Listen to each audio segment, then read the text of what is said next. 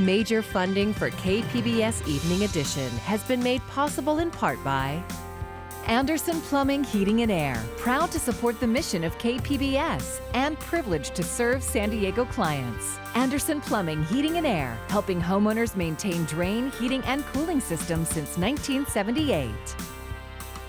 And by the Conrad Prebys Foundation, Darlene Marco Shiley, and by the following.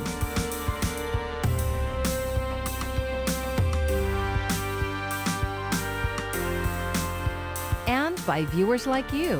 Thank you. Good evening. It's Monday, September 21st. Thanks for joining us. I'm Amitha Sharma, in for Maya Trabulsi. County leaders are making a last-ditch effort to sway public opinion. This, as many local business owners gather right now to protest the likelihood that the state could order closures yet again. For now, we are in the red Tier 2, but we are on the edge of purple Tier 1. KPBS health reporter Taryn Mento says one official is urging San Diegans to respect the numbers amid talk of suing Sacramento. I want to thank everyone for being here today. Supervisor Nathan Fletcher says COVID-related business closures should be followed, not debated. Right now in San Diego County, we need to focus our efforts on battling COVID and not seek out distractions and excuses to deflect us away from the difficult work we need to do. Fletcher criticized colleagues that are focused on fighting with the state. California's 4-tier color-coded plan let some indoor operations resume last month based on a county's coronavirus data. San Diego fell into the second most restrictive tier of red that let some indoor spaces reopen. But newer data now puts the county trending back to the most restrictive tier of purple. Fletcher is urging San Diegans to follow the rules if they are ordered. The only responsible path out of this is slow the spread, open safely and responsibly, and do all that we can to help those who have been impacted. And a collection of local doctors and experts have his back. Scripps research professor Christian Anderson says the severe impacts of the pandemic will continue or grow worse if mitigation strategies are ignored. We know crowded indoor settings is extremely dangerous. We know we can wear face masks to help stop transmission. We know these things. We need to focus on those things, and we should not repeat mistakes of the past. County public health officials attributed the higher metrics to a case surge at San Diego State University. But SDSU disputes the college's hundreds of cases are the sole problem. County supervisors unanimously requested the state remove SDSU cases from its case rate equation. But Governor Gavin Newsom already dismissed the idea. No. Newsom today said the fates of counties will be revealed by Health Secretary Dr. Mark Galley tomorrow. I know many counties are anticipating moving into orange status, some into red, and some that are right on the cusp. I'll reserve further commentary on this, except to say that data is being collected in real time. Fletcher says he opposes defying any potential closures that could come with the announcement. But the supervisors are meeting in closed session this evening to discuss possible litigation against the state. Taryn Mento, KPBS News. Now to a protest taking place mostly by small business owners upset about the possibility of another round of closures. KPBS reporter Matt Hoffman is live outside the county administration building where owners and workers are speaking out. Matt? Crazy idea.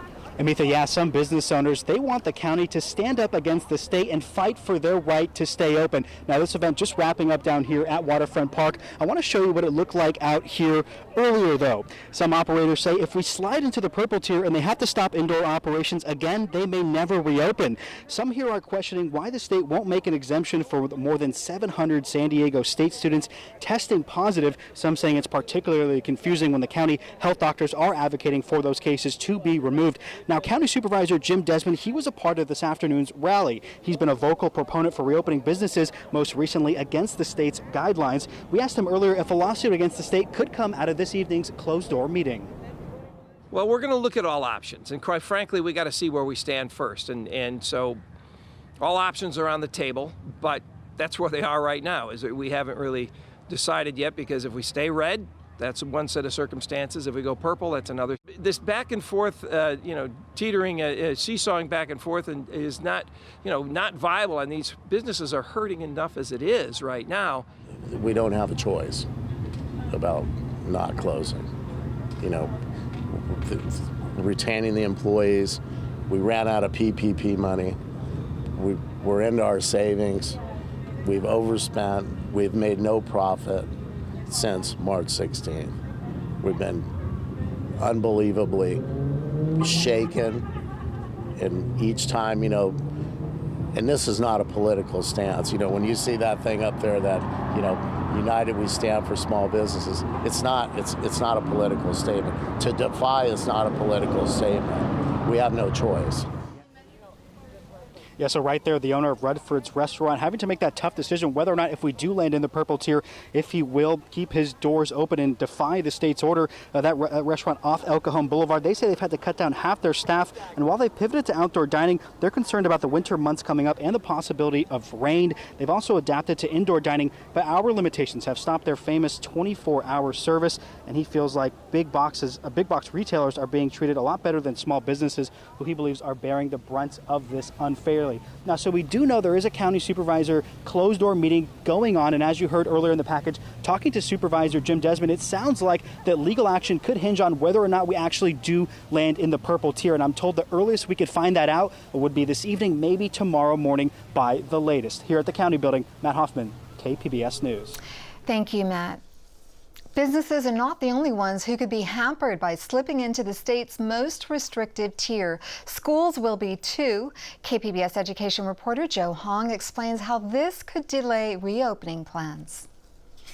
With the county teetering on the edge of facing tighter restrictions, some school districts may have to make last-minute changes to their reopening plans. Poway Unified School District had planned to reopen all elementary schools by October 12th.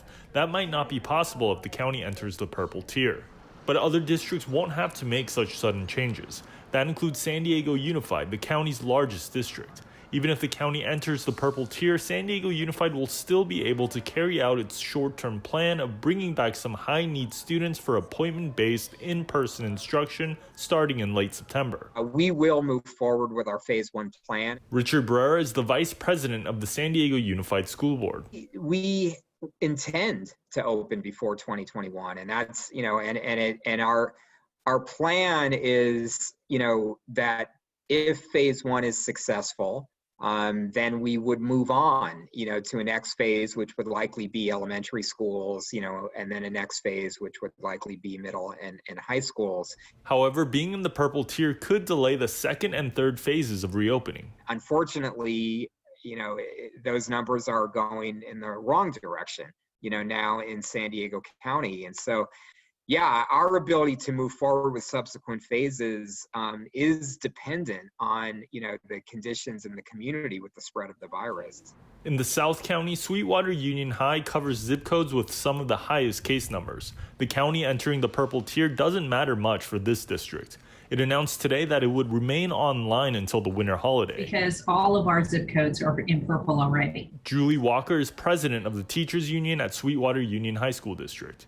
At this point in time, there is no way that Sweetwater will be able to make the decision to open. Their reopening plan is very specific, is that they go by, not only the state guidelines, the county health, but also they look at the metrics within and the zip codes that our students are coming from. Sweetwater said it would announce additional updates at the end of November. Joe Hong, KPBS News. California is not accepting new unemployment claims over the next 2 weeks while the state's Employment Development Department implements new fraud prevention technology and works to clear a backlog. The reset does not mean that those of you that are now for the first time applying for benefits will be impacted in terms of those benefits being provided. Quite the contrary. We believe this will fast track the likelihood that you would otherwise gone into a manual process that could take upwards of 60 days. Unacceptable. The reset period will end on October 5th. The state will begin using new automatic ID verification software and work over the next 90 to 100 days to process backlogged claims.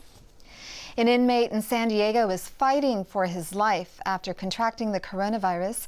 And as KPBS's Max Rivlin-Nadler reports, that inmate's attorney is pointing fingers. Victor Cruz, who's serving an 8-year sentence for methamphetamine possession, is on the verge of death this afternoon. The 47-year-old was diagnosed with COVID-19 while at the Metropolitan Correctional Center last month. His mother told KPBS that she will soon have to decide whether to end life support at a local Sharp hospital. Cruz is one of the 196 positive cases of coronavirus at the facility. It's one of the largest active outbreaks in the federal system. 165 federal detainees at the facility, which mostly houses pretrial defendants, have recovered from COVID-19. Oh my gosh. Sandra Leckman was Cruz's attorney for his criminal case. Prisons and jails are not equipped to keep people safe in a pandemic. They are the opposite of everything we're being told to do. You cannot socially distance. You do not get enough soap or a Purell. Leckman believes that the Bureau of Prisons could have taken several steps to keep detainees safe, and that the handling of another one of her clients could have been the start of the outbreak at MCC. In a motion filed Monday, Leckman says that other client, Eric Celio, was taken to a local hospital for a routine medical procedure, even after the hospital told MCC the procedure could be done in its own medical unit. According to the filing, Celio contracted COVID-19 while at the hospital on August 18th, and then brought it back to MCC. He was taken back and he was just mixed with his floor as if he had not left the facility. So as far as I know, no safety precautions were taken. While Celio remains asymptomatic, Cruz, who contracted the virus shortly after Celio's return, is now on the verge of death. And while he has a lengthy criminal history, mostly involving his own drug use, Leckman doesn't believe that should be a death sentence for her former client, who she says until recently spoke to his young grandson on the phone every day from jail. The adult timeout, being ripped apart from your family, being ripped apart from your work, being unable to grow with society, that's the punishment. Death is not the punishment. There is no, well, you got in trouble, so whatever happens, happens. That is not an American ideal. That is not justice. That is not punishment. That is just wrong. The Bureau of Prisons and MCC's legal counsel did not respond to a request for comment. Nationwide, 121 federal inmates and 2 Bureau of Prison staff members have died from coronavirus. Max Rivlin-Nadler, KPBS News. Tributes to Supreme Court Justice Ruth Bader Ginsberg continued today. A vigil was held in New York City in honor of the late justice. President Trump says he will nominate her replacement by the end of the week. Senate Majority Leader Mitch McConnell has promised to bring that candidate up for a vote, despite denying President Obama's Supreme Court nominee in 2016. Mary Maloney has the latest. As the nation mourns the death of Supreme Court Justice Ruth Bader Ginsberg, President Trump is moving fast to nominate her replacement. I will announce it either Friday or Saturday. The late jurist and equal rights icon will lie in repose at the Supreme Court on Wednesday and Thursday. We should wait till the services are over for Justice Ginsburg, and then the work begins. The president promised to fill her seat with a woman. A very talented, very brilliant woman. But who he nominates could amount to the biggest decision of Trump's presidency. There are actually 5 I'm looking at. It's down to 5. President Trump is attempting to shift the ideological balance of the court and create a decisive 6-3 conservative majority. A conservative court is also a priority for Senate Majority Leader Mitch McConnell, who vows to give the president's nominee a vote.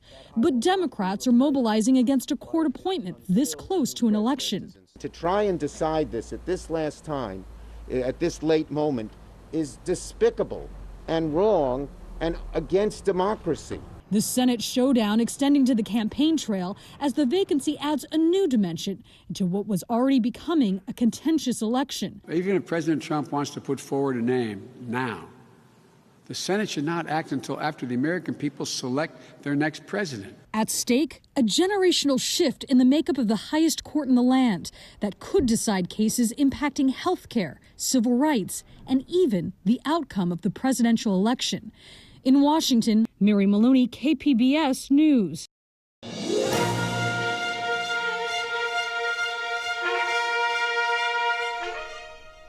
Voting season is officially underway. Overseas ballots went out over the weekend. KPBS military reporter Steve Walsh says new rules are designed to boost turnout. San Diego is one of 11 counties with more than 10,000 overseas ballots. More than 13,000 overseas and deployed military voters were sent ballots by the deadline Saturday, says Register of Voters Michael Vu. The earliest ballots to go out. And the reason why is because of the transit time of getting them their ballot. And of course, the other concern is giving them sufficient time to vote it and get it back through whatever postal system of where they are at. The 45-day window is a federal deadline. Overseas voters can still request a ballot. They can also track their ballots to see when they arrive and if they've been counted. They can simply call us up, they can email us, or they can go online and find out whether or not their ballot was received and accepted by our office. New this year in the county, voters can sign up for email or text alerts. Overseas ballots typically have a lower rate of return than other mail-in ballots in San Diego County. Nationally, the law changed in time for this election to allow overseas ballots to arrive up to 17 days after the election, as long as they are postmarked by Election Day. Steve Walsh, KPBS News. Mail-in ballots will be sent to San Diego County voters starting October 5th. We have more information on our website at kpbs.org/election. Can coronavirus spread by breathing in particles in the air? Friday, the CDC said yes, but then abruptly reversed that new guidance. Today, the Centers for Disease Control and Prevention removed language about airborne transmission from its website. A spokesman says it was a draft version of proposed changes and will be reposted once the review process is completed. Several studies have shown coronavirus can spread through small particles in the air. UC San Diego's effort to track COVID-19 in sewage already identified 2 people who were carrying the virus. KPBS environment reporter Eric Anderson has details. The San Diego University began testing sewage pipes for traces of the COVID virus earlier this year. Robert Schooley is a distinguished professor of medicine at UCSD. He says researchers detected the virus in a sewage pipe connected to dorms and labs a couple of weeks ago. UCSD was able to get in touch with about 700 people in the next day and a half. They were all tested. And we found 2 people who were without symptoms who were shedding viral RNA from their noses. So we found 2 infected people from this signature in the water pipe that we wouldn't have known about if we hadn't been doing the water pipe testing. Researchers look for RNA and DNA fragments of the virus in the wastewater. He says if they find it, they move quickly to test people who spent time in the buildings. Schooley says this testing will continue as the university welcomes more students back to campus. Eric Anderson, KPBS News. The bobcat fire is now one of the largest in Los Angeles County's history, burning more than 105,000 acres. The fire continues to threaten Antelope Valley, where it has destroyed several homes and forced thousands of people to evacuate. It broke out September 6th and is still just 15% contained. The cause is under investigation.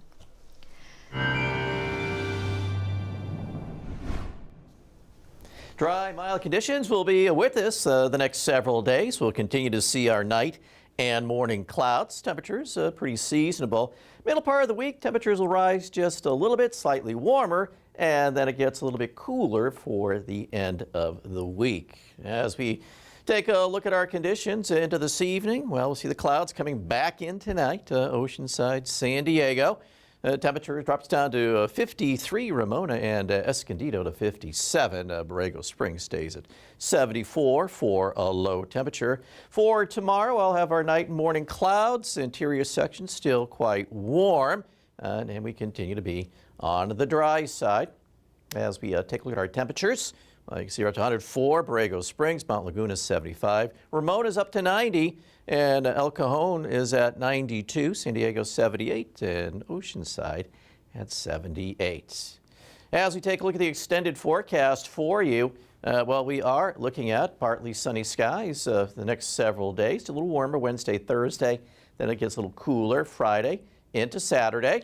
As we head inland, well, you can see how temperatures will be on the rise here Wednesday and Thursday, but notice the cooling for Friday and for Saturday. As we head on up to the mountains, so we'll see temperatures here quite comfortable, plenty of sunshine in most areas, then cooling off a little bit Friday into Saturday. And as we check out the deserts for you, well, it's sunny and it's hot, a little hotter on Thursday, but even here too, notice the temperatures do back off some as we head into the weekend. Unfortunately, though, it looks like a high pressure will strengthen again, and by next week, we could be looking at some more hot, dry weather. And for KPBS News, I'm meteorologist Mark Mancuso.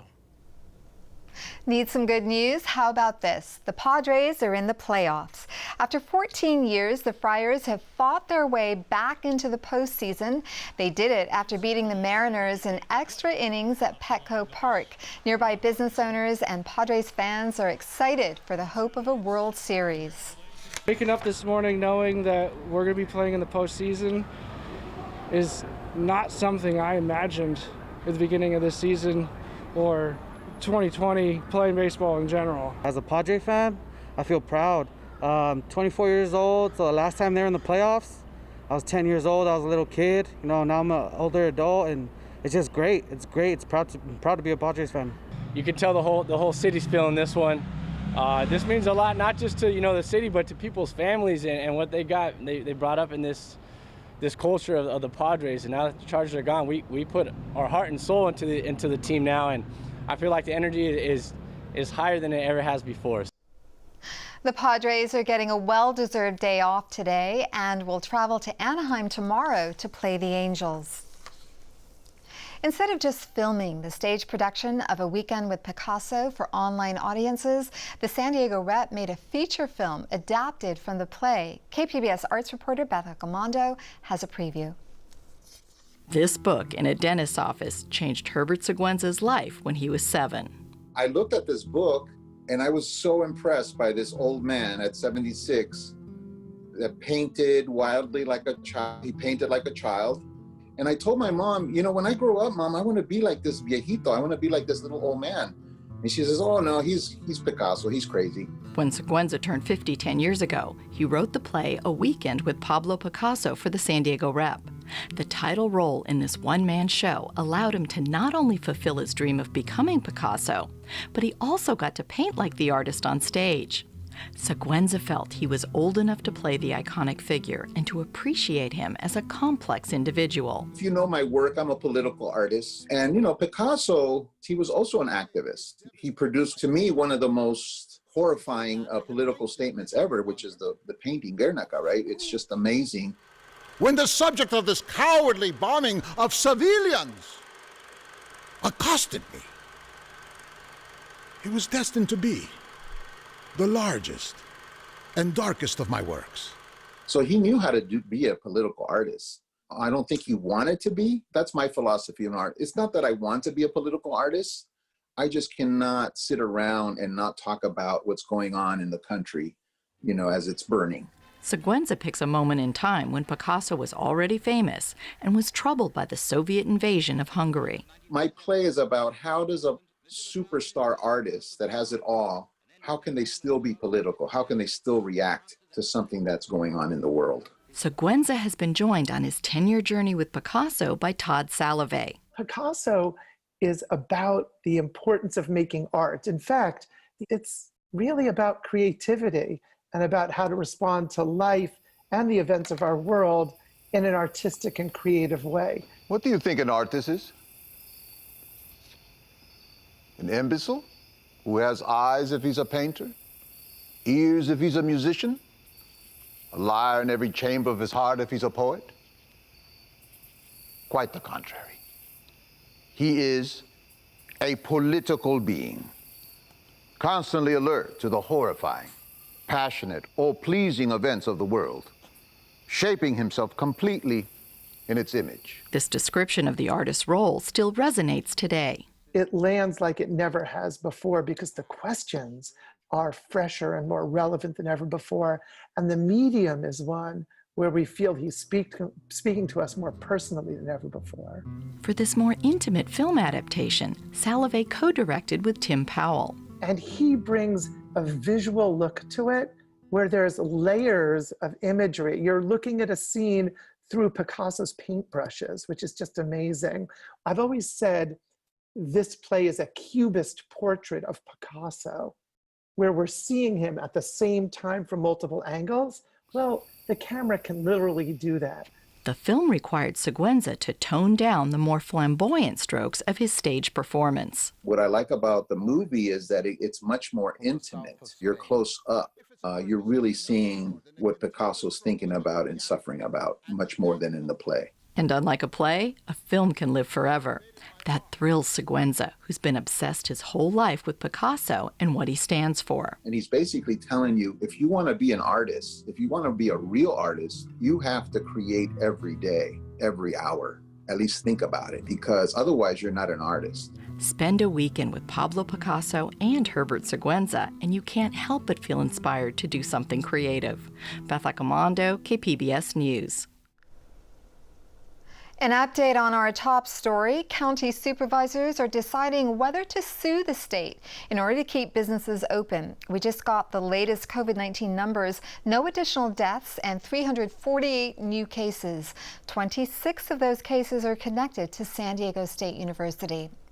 The We Mean Business Coalition rallied ahead of the supervisors' meeting, calling on the board to take legal action to gain control over San Diego's reopening. The group claims Governor Newsom's plans are unrealistic. For now, we are in the red Tier 2, but we are on the edge of purple Tier 1. You can find tonight's stories on our website, kpbs.org/evening edition. Thank you for joining us and have a great evening.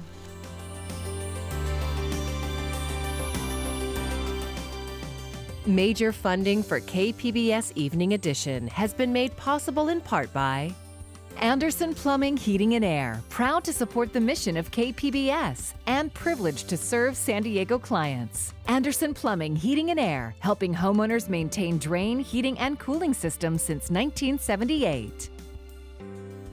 And by the Conrad Prebys Foundation, Darlene Marcos Shiley. And by the following: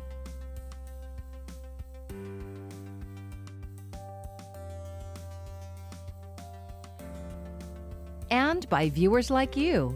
Thank you.